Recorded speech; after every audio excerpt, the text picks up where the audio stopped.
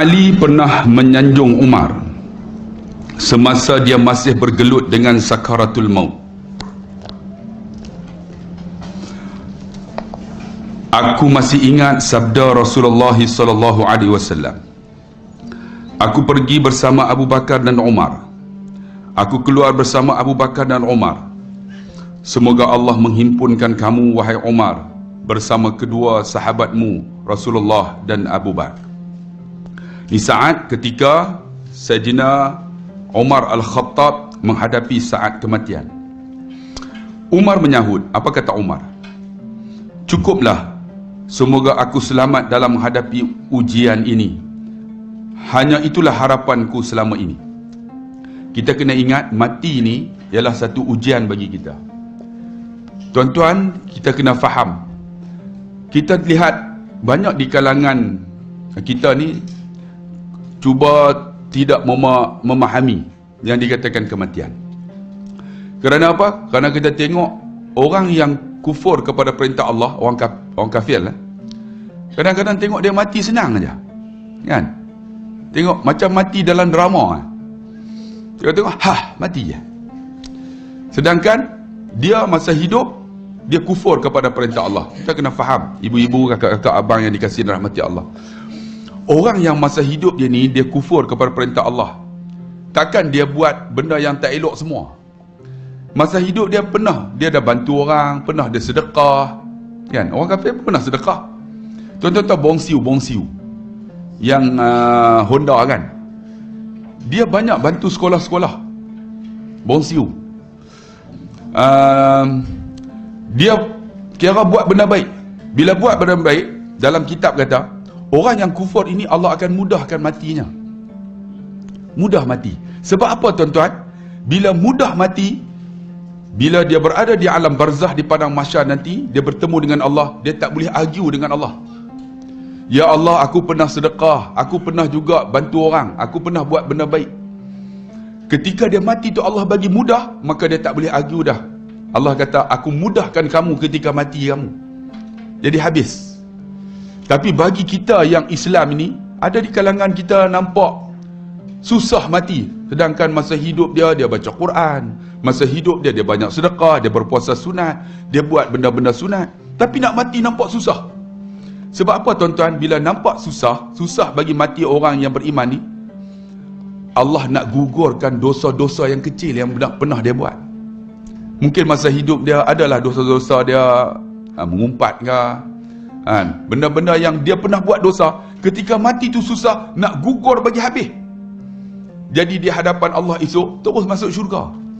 Disebut di sini oleh Sayyidina Umar, mati tu sebagai ujian bagi dia. Ujian macam mana? Ujian untuk mudahkan nak masuk syurga Allah Subhanahu wa taala. Para sahabat Rasulullah sallallahu alaihi wasallam telah mempersiapkan diri menghadapi kematian dan sakaratul maut, mempersiapkan diri. Sebab tu saya sebutlah Imam Al-Ghazali ketika umurnya 40, dia berhenti mengajar. Dia tak mengajar dah. Ketika umur 40, dia mula menulis kitab. Bila umurnya 50, dia berhenti menulis dan dia berhenti mengajar. Orang tanya dia, wahai Imam Al-Ghazali, kenapa kamu berhenti mengajar dan menulis? Dia kata, aku telah berusia 50. Aku berhenti mengajar dan menulis kerana aku menyiapkan diriku menghadapi saat kematianku. Siap diri dah nak mati. Kita ni umur 60 duk fikir lagi projek apa nak dapat. Umur 60 duk fikir lagi, anak kita ni esok nak kerja apa. Susah hati. Saya nak cerita tuan-tuan, ingat Nabi kata, ihfadillah yahfaduka. Kamu jaga Allah, Allah jaga kamu. Ada orang jumpa saya, ustaz, saya tak ada anak ustaz. 8 tahun kahwin tak ada anak. Macam mana nak dapat anak? Saya kata, jom ikut saya pergi umrah. Kan? Pergi depan Kaabah, duduk depan multazam. Ada abang ni, isteri dia jumpa, ustaz tolong doa untuk saya tak ada anak. Tuan-tuan saya doa apa? Saya bukan doa ya Allah berikan anak pada dia. Saya doa apa? Dia orang duduk, dua orang tu kan, saya pergi dekat telinga ni, dekat-dekat tu. Tuan-tuan saya doa apa? Abang, cuba abang renung dosa yang kita pernah buat masa silam. Mungkin dosa yang kita buat, Allah halang kita dapat anak. Baru ni ada seorang doktor nama Dr. Ain dengan suami dia pegawai bomba. Tahun lepas saya bawa tuan-tuan bulan 1. Dia duduk depan multazam tu 8 tahun tak ada anak. Saya duduk di antara mereka ni, kata ustaz kami tak ada anak 8 tahun, tak tahu nak ikhtiar macam mana dah. Habis dah buah keras lah, buah tak keras semua makan habis. Buah apa nak bagi apa tu? Buah apa? Buah zuriat lah, tak zuriat. Sebenarnya buah zuriat yang keras tu bukan dia sebenarnya. Tuan-tuan tahu tak buah zuriat sebenar macam mana? Di Taif, tuan-tuan pergi Taif, tuan-tuan cari buah zabarjan.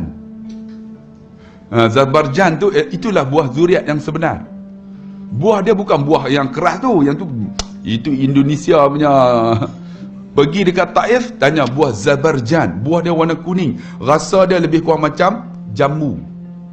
Makanlah tuan-tuan, dia kelak-kelak sikit kan. Jadi saya doa macam mana bila duduk tu, saya kata, abang doktor, mungkin kita ada dosa yang silam, cuba minta ampun dosa kepada Allah, minta sungguh-sungguh. Dia kata nak minta macam mana? Nabi kata bila minta bersungguh-sungguh ni, alirkan air mata. Saya kata, Nabi kata sesiapa yang alir air mata ni, walau cara paksa Allah padam api neraka kita. Saya tak, doktor, abang menangis bang, saya pun main perasaan. Saya pandai main perasaan. Saya bagian-bagian tu pandai lah. Saya pun bisik kat telinga dah, renung dosa abang, kakak, apa yang pernah kita buat masa hidup kita. Kemudian saya kata, ya Allah, ampunlah dosa kami ya Allah. Menangis tuan-tuan dua-dua orang ni. Bila menangis duduk senyap. Bila duduk senyap, saya pun pergilah. Kenapa senyap je? Rupanya ustaz, saya ada dosa ustaz. Baru dia kenal. Saya tak dosa apa? Saya ada dosa dengan mak mentua saya. Tu. Saya kata mungkin dengan dosa ni Allah halang kita dapat anak. Kan? Saya kata minta maaf sungguh-sungguh dengan Allah, balik minta maaf dengan mak. Kan? Tuan-tuan, saya pergi bulan 3 baru ni, dia hantar mesej kat saya. Saya boleh tunjuk tuan-tuan. Ustaz, isteri saya berada dalam labor room. 4 anak tuan-tuan. 8 tahun tak mengandung. Rupanya dia mengandung tak bagi tahu saya tuan-tuan. Nak lahir baru nak bagi tahu tuan. Pandai dia sembunyi tuan. Alhamdulillah, bulan 3 lahir anak. Ditanya saya, ustaz, anak saya perempuan nak bagi nama apa? Saya kata bagi nama Khurrat A'yun, penyejuk mata. Kan? Alhamdulillah tuan-tuan dapat anak. Kerana apa? Mungkin dosa kita yang menghalang kita untuk dapat benda yang baik. Sebab tu tuan-tuan, kadang-kadang kita solat, kita sedekah, kita buat benda baik, tapi tengok-tengok suami kita masalah. Sebab dosa kita. Kadang-kadang anak kita ada masalah kerana dosa kita bang. Sebab tu Nabi kata, ihfadillah yahfadu. Kamu selesai hak Allah, Allah selesai hak kamu.